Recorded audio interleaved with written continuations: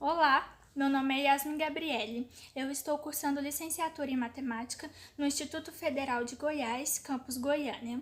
E também faço parte do PIBID e tenho como coordenadores a Ana Cristina e o Hugo Belissário. Dentro do PIBID, eu apresentei um seminário sobre um software chamado Squat, e é sobre ele que eu vou falar hoje, mais especificamente o meu relato de experiência. Squat é um software gratuito que tem como usar de forma online e offline. Essa imagem que está aparecendo aí agora é da web, ou seja, se você escrever no Google Squat, vai aparecer uma tela parecida com essa.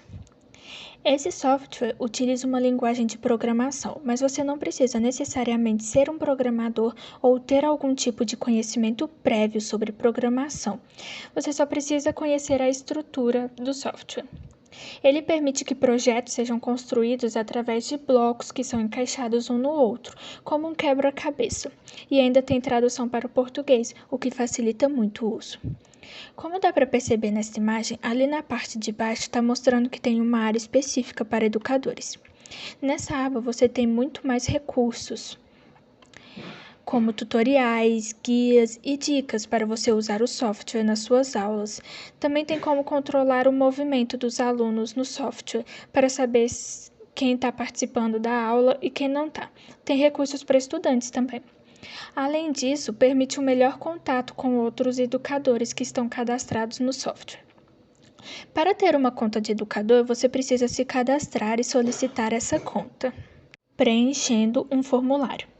Agora, voltando para a página inicial do software, dá para ver ali que tem a aba de criar. Ao apertar no criar, você vai se deparar com uma tela como essa.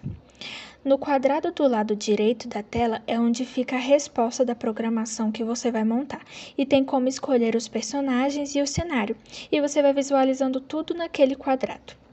Abaixo desse quadrado tem algumas informações sobre a direção em que o personagem está virado, o tamanho dele, se eu quero que ele apareça ou se eu prefiro que ele suma, porque assim dá para ter uma noção melhor do espaço que tem ali para a gente usar. E essas coisas facilitam na hora de montar o projeto. No meio é onde se monta o nosso código. Nossa programação ficará nessa parte e ela vai ser montada quando a gente pega os blocos e arrasta para essa parte, encaixando um no outro e forma a programação. No lado esquerdo já estão os comandos. Dá para perceber que tem 3 abas. Uma se chama código, a outra fantasia e a outra sons. Na parte de código é onde ficam todos os blocos. Eles são divididos em 9 partes e eu vou falar um pouco sobre cada uma delas. A parte de movimento são os comandos que movem os personagens, seja para frente, para trás, para rodar, para ir para a esquerda, para a direita, ir até um ponto específico ou um ponto aleatório, etc. A parte de aparência condiz com os comandos que vão aparecer no quadrado que está no lado direito, ou seja, ele é responsável por colocar falas que vão sumir depois ou pensamentos também. E também é responsável pelas mudanças de cenário, personagens, tamanho dos objetos, das cores, ou até remover e colocar um objeto em cena. A parte de som, como diz o próprio nome, controla todos os sons que a gente quiser colocar. Tem como adicionar sons meus, por exemplo, os sons que eu gravei ou os sons que eu já tenho no computador, mas também tem como utilizar os sons que o software disponibiliza, mas são poucos, então ficaria melhor criar o próprio áudio. Além disso, também tem como aumentar e diminuir o volume quando você achar que é necessário. A parte de eventos, basicamente, é para fazer acontecer determinada ação que vai gerar uma resposta. Por exemplo, se eu quero que a pessoa aperte um botão e quando apertar esse botão apareça um personagem novo, é nessa parte, então, que eu vou utilizar os comandos. O controle ele já serve para adicionar tempo aos acontecimentos, repetir uma ação, colocar condições. Por exemplo, quero que repita este comando uma quantidade específica de vezes, ou então faça esse comando por 10 segundos. São esses tipos de controle que essa parte comanda. Já os sensores são blocos que contêm informações que serão encaixadas nos outros comandos. Por exemplo, a escolha do botão que eu quero que a pessoa aperte para acontecer alguma coisa.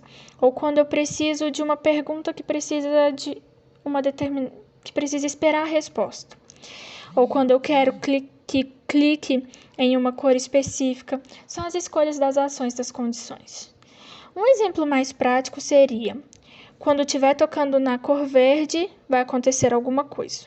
Ou quando estiver na distância necessária um objeto do outro, vai acontecer um outro tipo de comando. Tipo isso.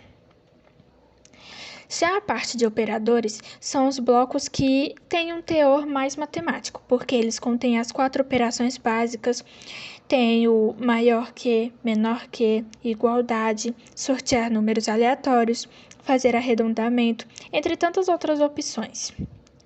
A parte de variáveis cria, muda, adiciona e esconde múltiplas variáveis ou só uma, dependendo do projeto. E por último, os meus blocos, permite a criação de novos blocos. A aba de fantasia são configurações. Quanto ao personagem, tem como desenhar também, adicionar detalhes no personagem que você já tem também. Além disso, o próprio software disponibiliza vários ícones de personagem que você pode usar, e ele geralmente tem 2 movimentos para poder formar uma ação. E na tela eu vou estar mostrando alguns dos personagens que são disponibilizados pelo Scratch. Da aba de som, ela serve para você colocar novos áudios e fazer algumas configurações extras. Tem como aumentar o grave, tem como fazer ficar mais devagar, tem como fazer ir desaparecendo, ficar uma voz robótica. E essas coisas relacionadas à som mesmo. Tendo um conhecimento básico desses blocos, dos seus encaixes e dos seus funcionamentos, é possível criar histórias e animações voltadas para o ensino da matemática. E fazer com que os alunos também criem histórias, porque assim eles vão poder estar no domínio da matéria e também utilizando de sua criatividade para poder colocar nas suas criações. Essas criações elas podem ser compartilhadas não só com alunos, mas também na própria página do Scratch.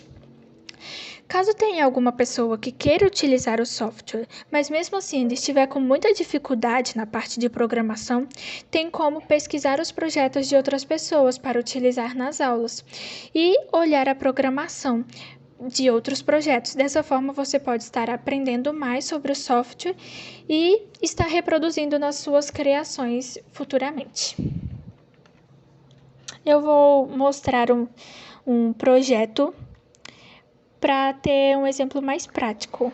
Como podemos ver na tela, este é um projeto feito anteriormente.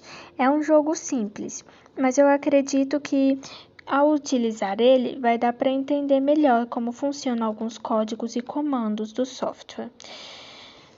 O primeiro comando que eu coloquei é da parte de eventos, que diz que se eu clicar nessa bandeirinha verde, vai dar início a toda a programação que eu montei. Então, eu vou clicar para a gente começar. Ele começa dizendo: eu sou um dinossauro que foi descongelado e vou destruir a cidade. Só você pode salvá-la. Primeiro, diga seu nome. Essa opção de fazer uma pergunta e esperar uma resposta tá lá na parte de sensores. Aí eu vou enviar a minha resposta e ele vai usar ela na próxima coisa que ele vai perguntar, que também é uma opção lá de sensores, que tem a opção de pegar a resposta e fazer o que a gente quiser com ela. Aí, no caso, ele usou a minha resposta para falar. Aí ele disse: Ok, Yasmin, eu vou sortear um número de 0 a 100 e você terá 3 chances para acertar. Caso erre, já sabe, né? Sua cidade será destruída. Vamos começar? Aqui eu posso dizer qualquer coisa, eu vou falar ok. Já pensei em um número. Caso não acerte em nenhuma tentativa, eu digo qual é. Agora dê seu primeiro chute. Quando ele diz que já pensou em um número, é porque eu coloquei a programação para escolher um número aleatório entre 0 e 100. Esse número aleatório vai ser a minha variável. E então, sempre que o joguinho for iniciado, vai ser escolhido um número diferente. Para fazer esses comandos, eu utilizei a parte de variáveis, operadores e os sensores para pegar a resposta da pessoa. Então, eu vou chutar aqui que o número é 50. Aí ele disse, que peninha, hahaha, ainda não acertou, mas você ainda tem mais uma chance. Experimente aumentar o número. Quando ele diz para mim aumentar o número, é porque eu criei uma resposta para uma resposta que ele daria para cada resposta, para cada número que eu disser. Por exemplo, se o meu número for muito pequeno, ele vai pedir para aumentar. Se o meu número for muito alto, ele vai pedir para diminuir. E se o meu número for igual a variável, ele vai dizer que eu acertei. Então, no caso, o meu número foi muito pequeno, então eu vou aumentar.